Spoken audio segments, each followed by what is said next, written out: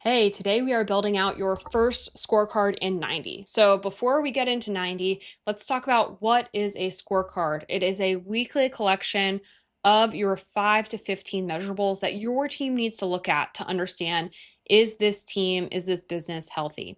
So why weekly? Weekly instead of monthly or quarterly, because we want to identify and capture issues early. We have data that rolls across the company at the top vision level, all the way down to our individuals and into our individual teams. And so what we're trying to do is unpack and pull out what are the leading indicators that we want to look at for the team that we're building the scorecard for. So our scorecard is going to be an issue finder, not a problem solver. We're not going to have a million measurables on there to diagnose every single problem. We want to see the leading indicators that give us the most information. We've got our top 15, and those are meant to drive accountability and then show us where the issues are. So what measurables should you create? If you already know them, great, skip ahead. If you don't, be thinking about what drives the business forward. How can you tell if a certain seat or function is healthy? What would you do if something goes red or breaks, or how would you identify that? How can you create accountability on your team? What are the outcomes you're really after? So there are any of these questions, and really a lot of these tools, the seats on your accountability chart, the processes that you have, the goals identified on the VTO, all of these are ways to help unpack how do you know if you are winning the week or not. Few things that people go look for when they're thinking about the initial measurables that they're creating on their scorecard. They may go to the accountability chart here. So for each of these seats, I have roles and responsibilities. How do I measure success in quantity and quality and frequency and any of these ways to know if this seat or if this role is being successful or not? Or I might come to the VTO and look at the traction tab here. I have a list of 1-year goals. I may have revenue or profit targets. What are the leading indicators that are going to help me see I am making progress towards those things? Well, I have processes built out. And so how am I measuring success against each of those processes? On our scorecard, once we know what measurables I would like to create, what you need to do is come over to the top right and say new measurable, and you'll create a new one. So this create new measurable button opens up the right-hand nav. If I would like to create one, let's say I'm creating sales calls, I put that in the title, and then describe it. Where do I get this number from? What is a sales call? Is it me picking up the phone and dialing it, or is it somebody answering it and it going through? So who is owning this specific measurable?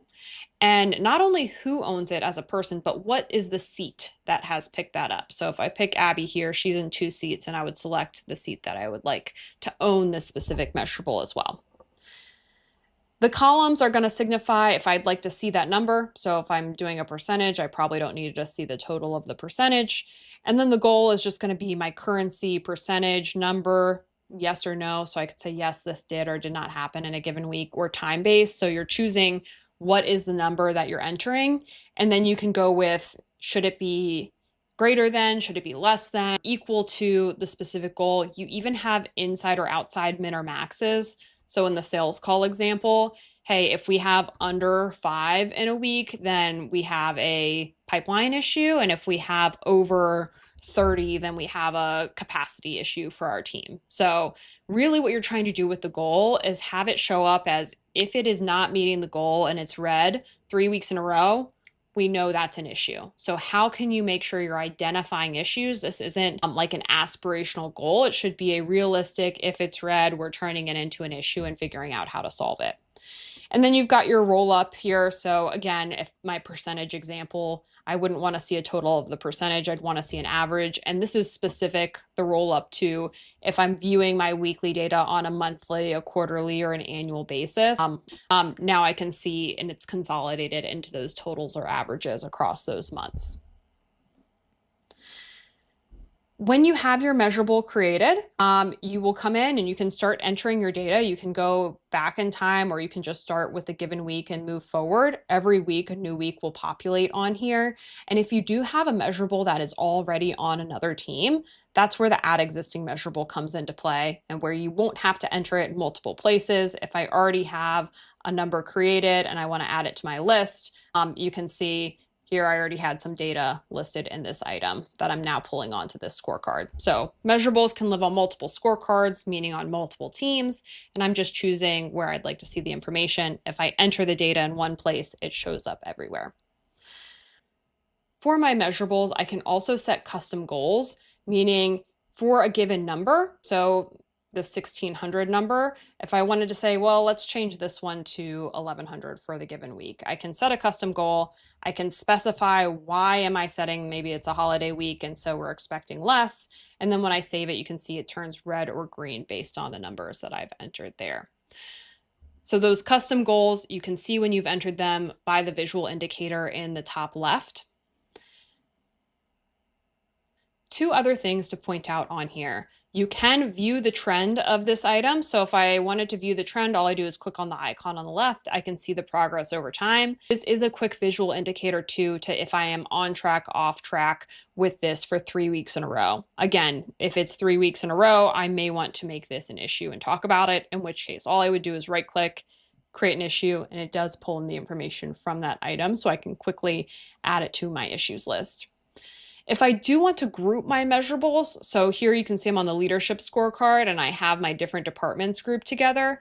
All I do is create a new group at the top. All I need to do is name it, and then I can start adding my measurables to those groups. And I do have a few settings. If I click on the 3 dots here, the settings specific to my scorecard, I can use my company default, or if I turn that off, decide if I do want to see the indicator on the left, decide if I want to show a few of these owner goal average columns, and then also decide if I want to show the current period or not. So do I want to show the current week that we are in right now? And then all I would do is save those as well. My measurables manager is where I can not just see the ones from this team, but across my entire account. So if I did want to manage my measurables and see where they live on the vision, on specific teams, this is where I would come, and it's an easy bulk edit add from this as well. So if you do have any questions about building out your scorecard, getting this updated per week, making sure it's driving accountability for your teams, feel free to reach out. We'd love to help. Thanks.